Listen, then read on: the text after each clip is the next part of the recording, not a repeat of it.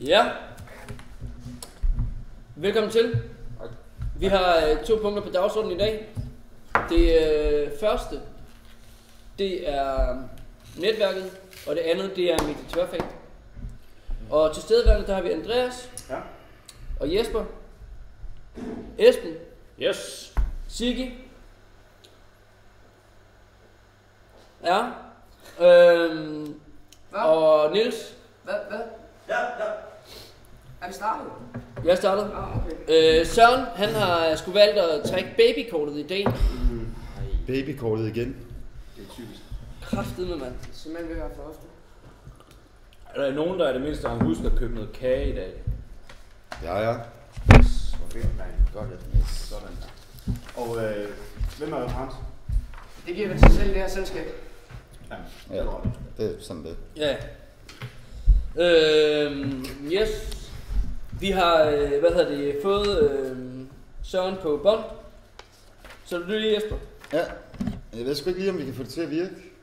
Prøv. Men skal vi lige prøve? VHS. Old school, altså. Total old school. Jesper, har du indstillet tracking på den? Nej, det har jeg sgu ikke. Nej, det skal vi lige ud.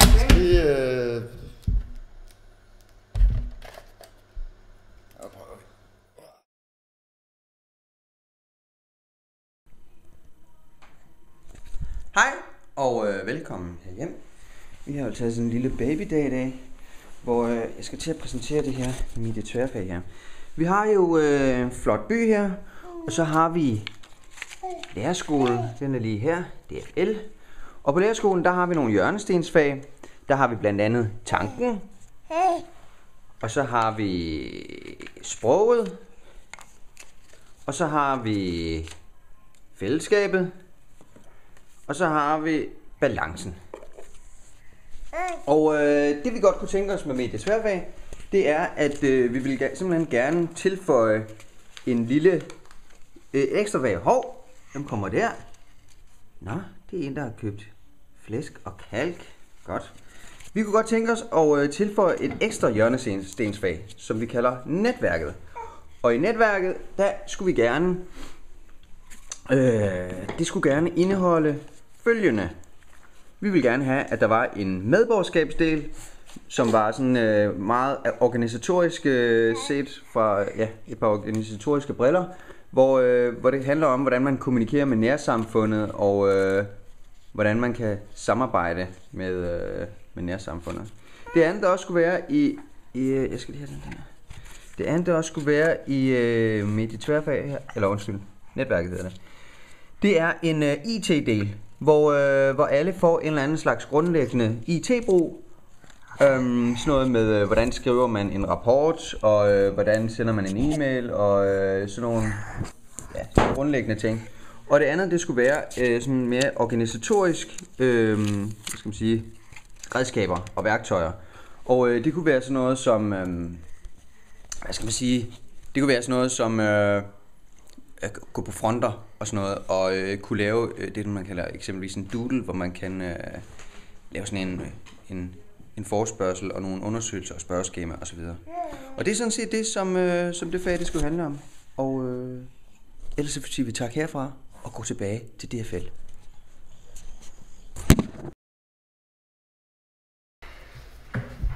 Det lyder jo egentlig meget fint, det der.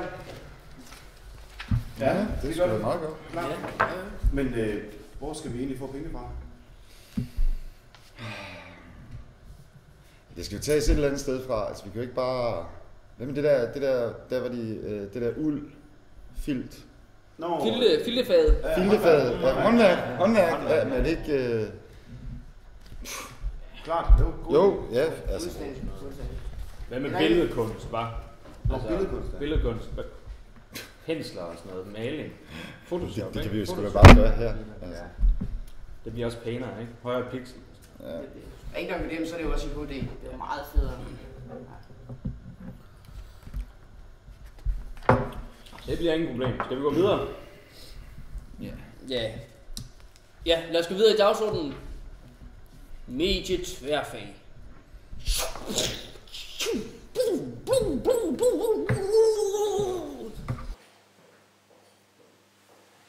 Medietværfag. Det er faget, hvor man udvikler værktøjer til at bruge IT i undervisningen. Det er ikke sådan ment, at man decideret bliver medielærer. Det er på linje med musik-tværfag. Altså hvordan man bruger medier i tværfaglig sammenhæng. Indholdsmæssigt består faget af, som vi har tænkt, af 3 dele. Simple produktioner, sådan grundlæggende kendskab til billed- og videoredigering, grundlæggende kendskab til freeware, IT-didaktisk design, hvordan at didaktik og IT kan spille sammen, og IT-baseret vidensdeling. Brug af digitale platforme for vidensdeling mellem ens elever som lærer. Og hvorfor? Der kommer mere og mere IT overalt. Medier får en større og større rolle. Vi kunne forestille os en situation, der går fra, at lærerne er i centrum, til det er interaktionen lærere og elever imellem. Det er moderne klasserumsledelse, forståelse for visuel kommunikation, og for at højne niveauet på linjefaget medie.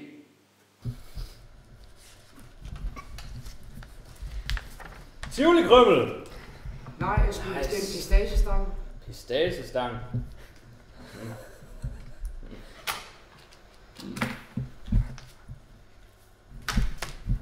Hvor god. Fuck. Og svampe. Jeg kan fandme godt købe Jesper. Ej. Nå, nu Esben har fået kage, så kan vi måske sætte gang i nogle kreative tanker. Hvor finder vi timerne? Hey, hvad med, at vi tager dem fra kaffepausen?